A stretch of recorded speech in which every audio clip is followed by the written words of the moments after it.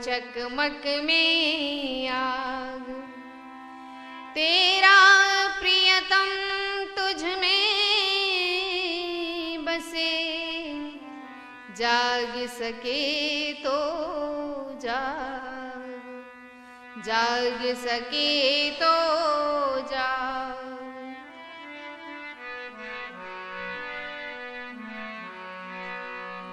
प्रभु तूने कैसी कायनात बांधी, प्रभु तूने ये कैसी कायनात बांधी, एक दिन के पीछे एक रात बांधी, साथ साथ बांधी।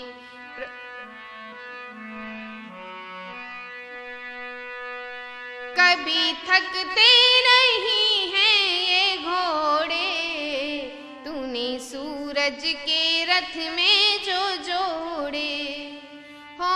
कभी थकते नहीं हैं ये घोड़े, तूने सूरज के रथ में जो जोड़े। चांद दूल्हा बना ब्याहने रजनी चला, चांद दूल्हा बना ब्याहने रजनी चला, सात तारों के सुंदर बारात बांधी, एक दिन के पीछे एक रात बांधी, साथ साथ बांधी। प्रभु तूने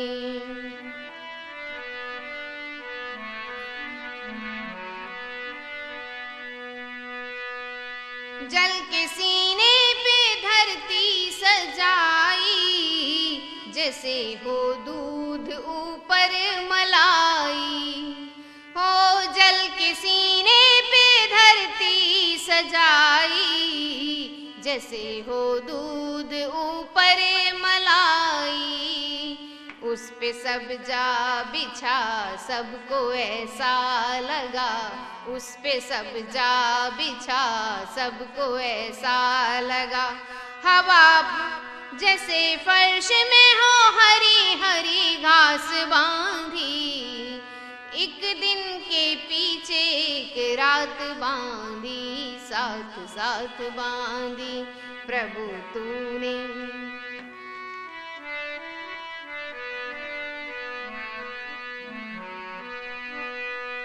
कैसी खूबी से बांधे हैं मौसम, वर्षा गर्मी व हेमंत ग्रीष्म हो। बड़ी खूबी से बांधे हैं मौसम, वर्षा गर्मी व हेमंत ग्रीष्म।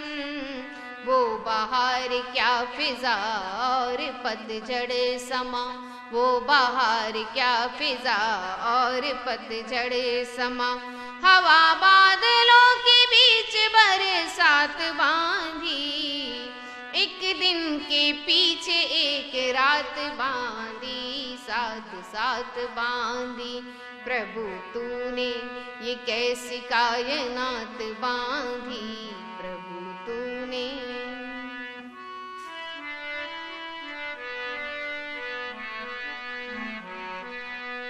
पक्षी जलचर व जंतु चौपाए, तूने सबके हैं जोड़े बनाए। ओ पक्षी जलचर व जंतु चौपाए, तूने सबके हैं जोड़े बनाए। कर्म नगरी बनी इससे दुनिया चली, कर्म नगरी बनी इससे दुनिया चली।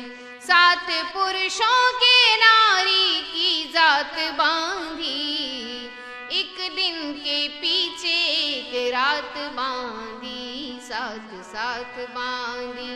प्रभु तूने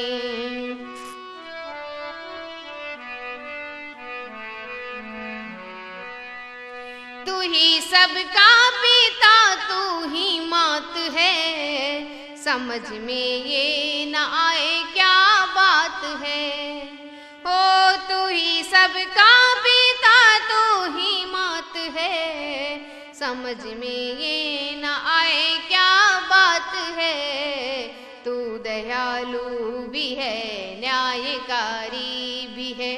तू दयालु भी है, न्यायकारी भी है।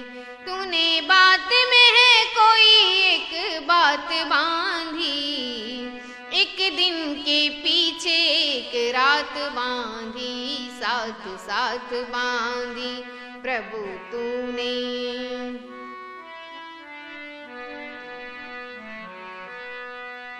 तू अनंत और अनंत तेरी माया, जग के भीतर व बाहर समाया। हो तू अनंत और अनंत तेरी माया, जग के भीतर व बाहर समाया। जग तो साकार है, खुद निराकार है। जग तो साकार है, खुद निराकार है। साथ वेदों के जग की सौगात बांधी, एक दिन के पीछे एक रात बांधी, साथ साथ बांधी प्रभु तूने। ये कैसी कायनात बांधी, एक दिन के पीछे एक रात बांधी, साथ साथ बांधी प्रभु तूने।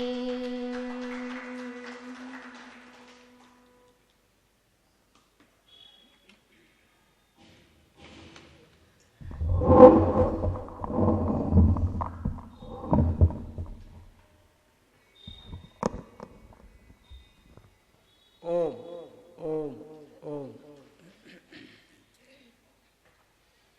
कमर सीधी करके बैठेंगे, नेत्र बंद हो जाएंगे। लंबा और गहरा श्वास, ईश्वर का सर्वोत्तम प्रिय निज मुख्य नाम ओम का अर्थ सहित उच्चारण।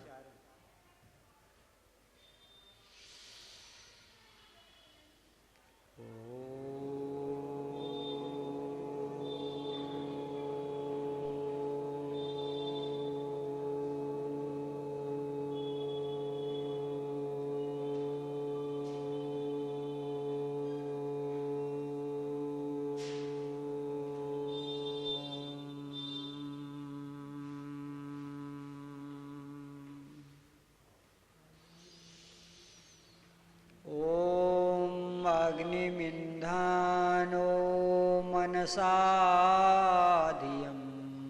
सचेतमर्त्यः।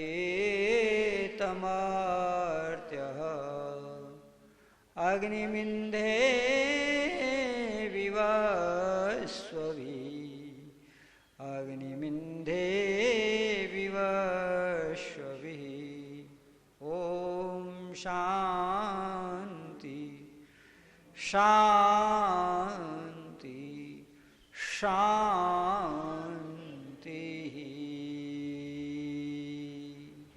मंत्र बोलें।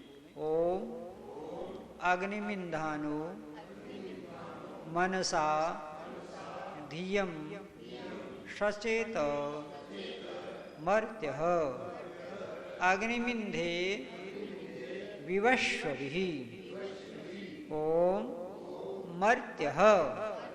हे मरणशील धर्मा, मनुष्य अग्नि ईश्वर का मनसा श्रद्धा पूर्वक ईंधन ध्यान करता हुआ धियम बुद्धि को सचेत अच्छी तरह से प्राप्त हो, इसलिए विवस्वभिः सूर्य की किरणों के साथ अग्नि परमेश्वर को अपने इंधे हृदय में धारण कर। ओम शांति शांति शांति। हर वस्तु को प्राप्त करने का स्थान अलग अलग है। अगर आपको क्रिकेट मैच देखना है तो आपको स्टेडियम जाना पड़ेगा। अगर आपको कपड़ा खरीदना है तो आपको किसी शॉपिंग सेंटर में जाना पड़ेगा। अगर आपको मिठाई खरीदनी है तो हलवाई की दुकान में जाना पड़ेगा। इसी प्रकार से अगर आपको ईश्वर का ध्यान करना है तो आपको हृदय में ही ध्यान करना पड़ेगा, वही उसका स्थान है। हृदय काश में ही परमात्मा रहता है। इसलिए जो लोग बाहर परमेश्वर को ढूंढ रहे हैं, उनकी सारी कोशिश, उनकी सारी मेहनत, उनका सारा समय, सब कुछ बर्बाद हो रहा है। इसलिए परमेश्वर की उनके ऊपर विशेष कृपा है, जिन्हें ये मालूम हो जाता है कि ईश्वर हृदय मंदिर में ही मिलेगा, मनुष्य के बनाए हुए मंदिरों में नहीं मिलेगा।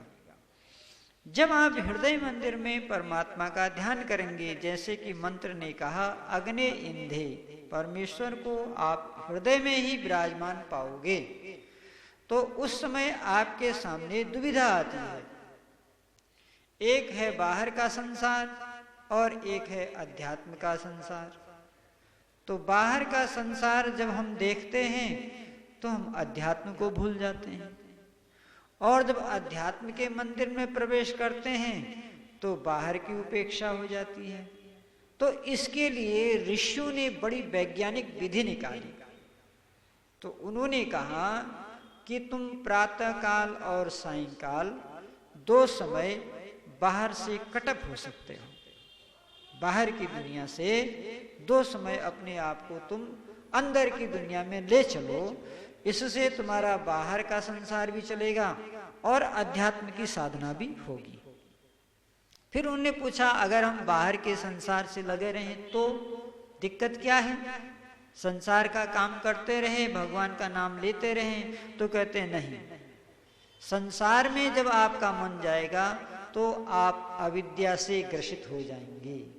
किससे ग्रसित हो जाएंगे? अविद्या से। ये अविद्या क्या है? ये एक क्लेश है।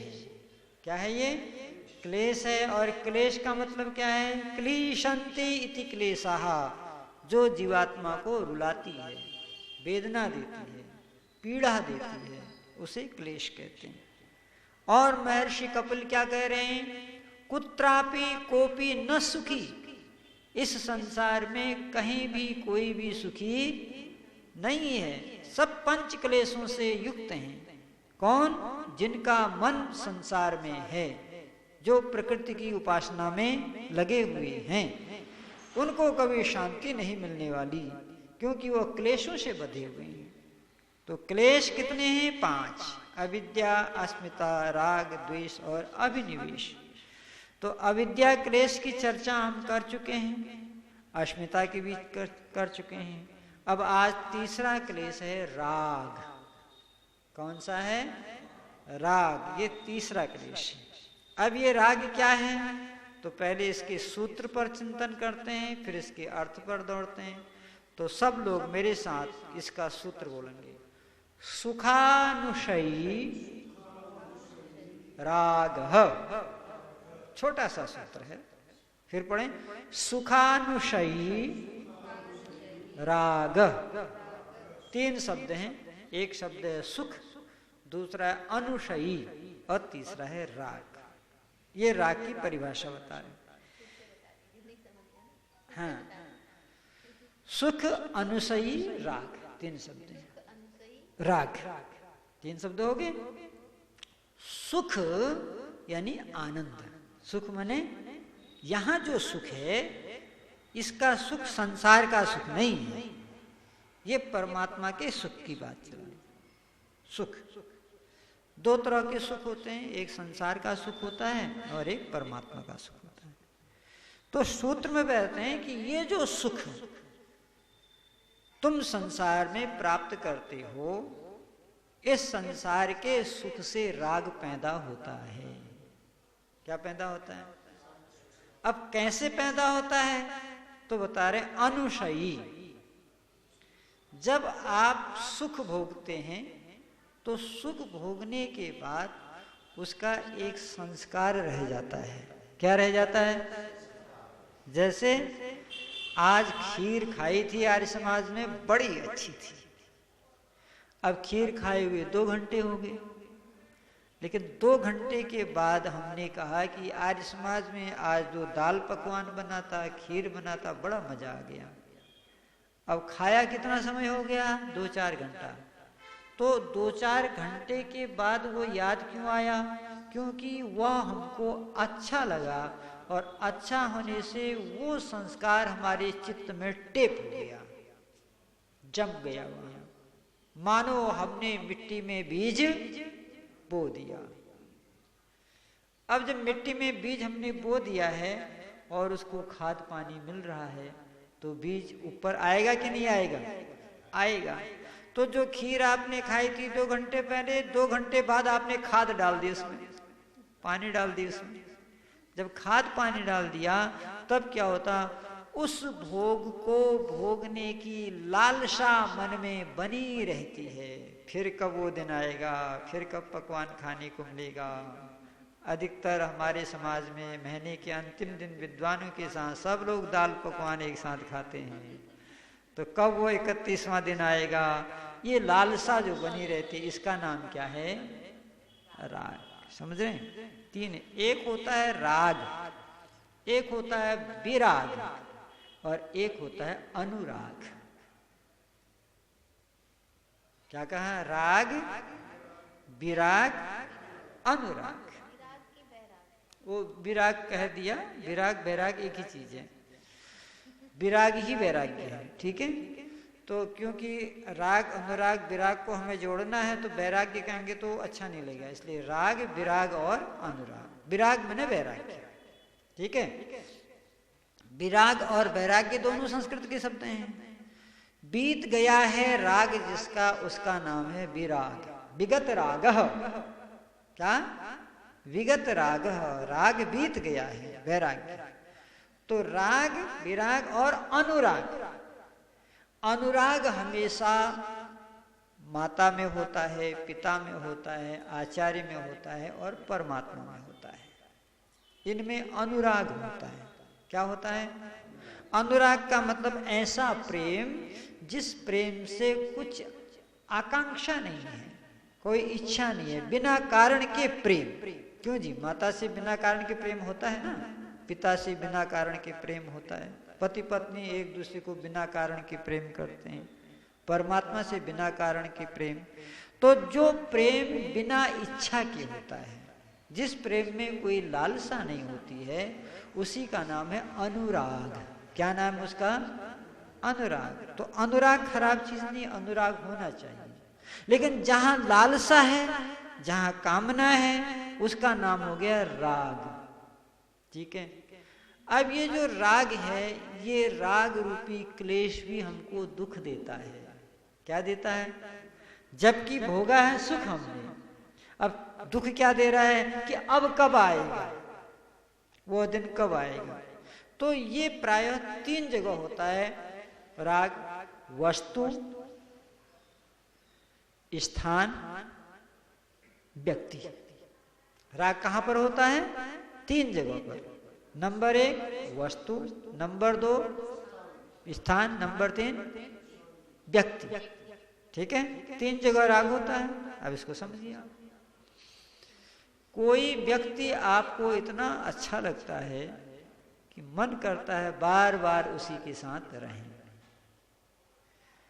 अब जैसे पौराणिक लोग क्या करते हैं, अपने गुरु का फोटो माला में लगा लेते हैं, पेन में लगा लेते हैं, अंगूठी में लगा लेते हैं, दीवार पर लगा लेते हैं। ये राग है, व्यक्ति का राग। कैसा राग है?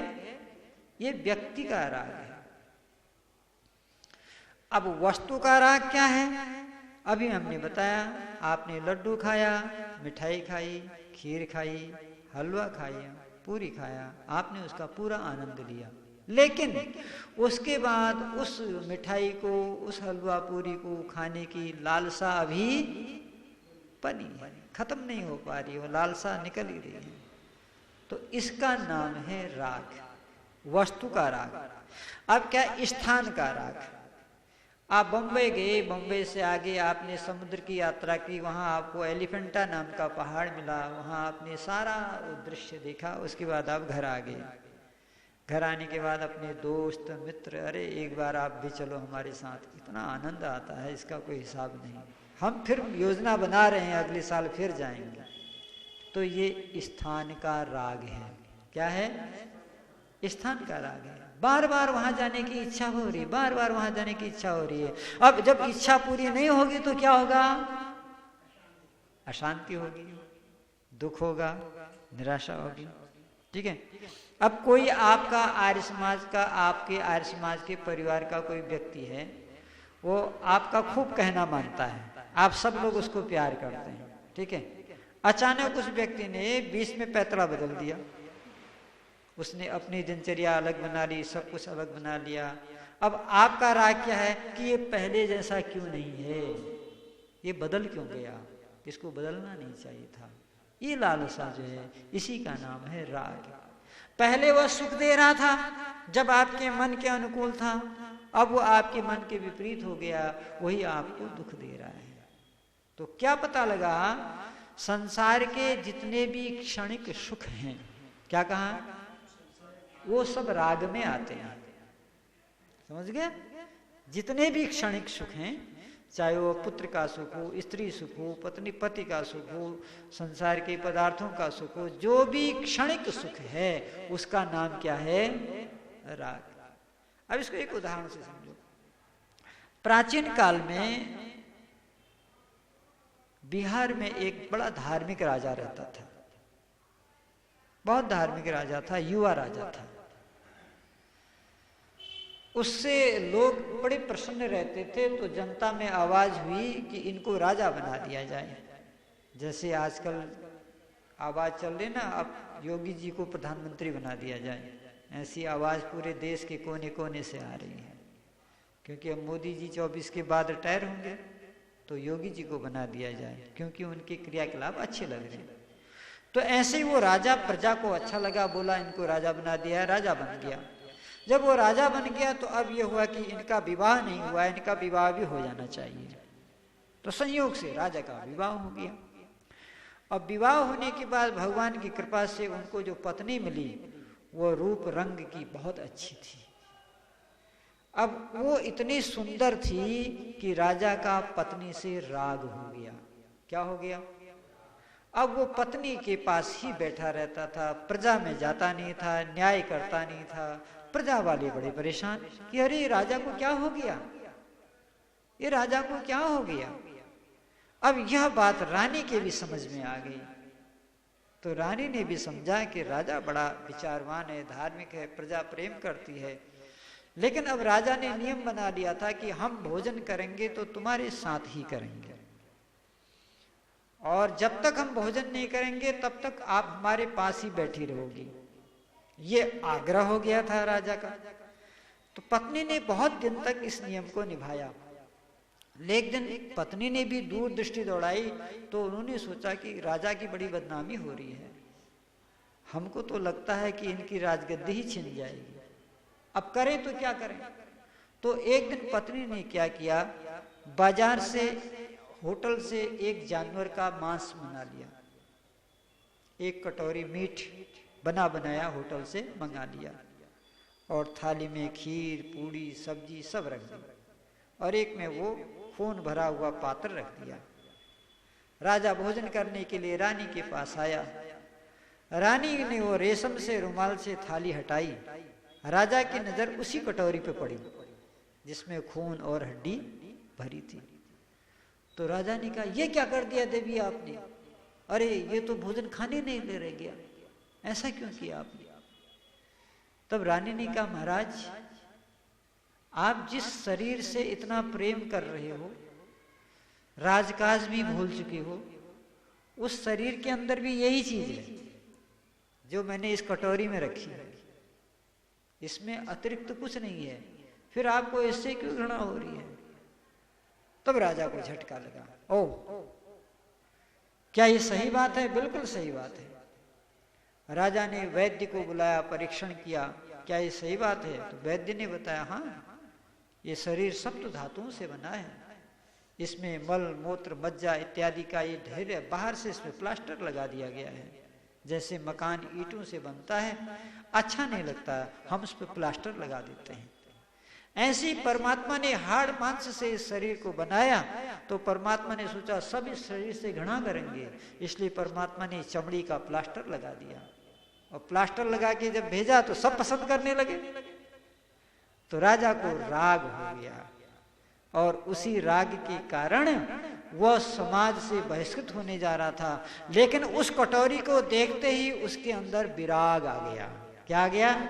विराग, यानी वैराग्य आ गया। अर्थात विगत राग, उसका जो राग था पत्नी के प्रति कि यहीं से मुझे सुख मिलना है, वह खत्म हो गया और उसके अंदर वैराग्य आ गया। और उस वैराग्य का परिणाम ये हुआ कि राजा पुनः अपनी प्रजा को वैसे ही देखने लगा जैसे पहले देख रहा था। तो ये क्या है? व्यक्ति का राग। कौन सा है? आज बहुत है, कुछ लोग क्रिकेट खिलाड़ियों की फोटो अपने घर में लगा लेते हैं, सचिन तेंदुलकर महेंद्र धोनी का फोटो लगा लेंगे, और कुछ लोग हेमा मालिनी का फोटो घर में लगा लेंगे। व्यक्ति के प्रति राग है। लेकिन यदि आप महर्षि दयानंद का, भगवान कृष्ण का, भगवान राम का फोटो लगाते हैं तो अनुराग हो जाएगा। क्या हो जाएगा? ये राग में नहीं आएगा। महापुरुषों के चित्र में अनुराग होता है, वहां राग नहीं होता है। लेकिन जो लोग नाचने गाने वाले हैं, खेलने कूदने वाले हैं, दौड़ने भागने वाले हैं, उनका फोटो आप लगाएंगे तो उससे राग होगा।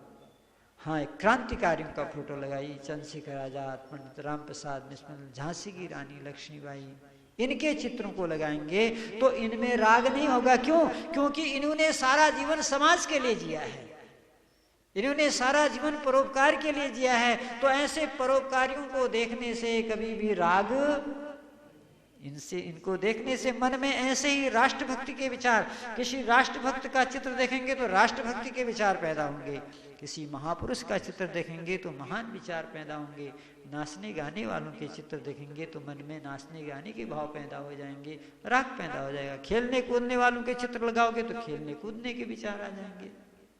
ये चीज होती है, इसका नाम है राग। समझ में आ गया? सुखानुसयी राग, सुख से प्राप्त होने वाले सुख को बार बार प्राप्त करने की लालसा का नाम राग है। आज का प्रश्न यही है कि राग किसे कहते हैं? आज का प्रश्न है राग किसे कहते हैं? और ये जो राग है ये तीसरी प्रकार की अविद्या है, क्लेश। तीसरा क्लेश, पहला क्लेश अविद्या, दूसरा क्लेश अस्मिता, तीसरा क्लेश राग। अब चौथा क्लेश क्या है, इसकी चर्चा हम फिर कल करते हैं। बहुत बहुत धन्यवाद। आज का प्रश्न है राग किसे कहते हैं? ओम द्यौ शांतिरंतरिक्षम शांतेः पृथिवी शांतिरापः शांतिरौषधयः शांतिर्वनस्पतयः शांतिर्विश्वे देवाः शांति ब्रह्म शांतिः सर्वगुं शांति शांतिरेव शांति सामा शांतिरेधि। ओम शांति शांति शांति। जो बोले सो भय। सत्य सनातन वैदिक धर्म की, महर्षि देव दयानंद की, गुरुवर विरजानंद की, भगवान राम की, भगवान कृष्ण की, आर्य समाज, वेद की ज्योति, ओम का झंडा, वैदिक ध्वनि।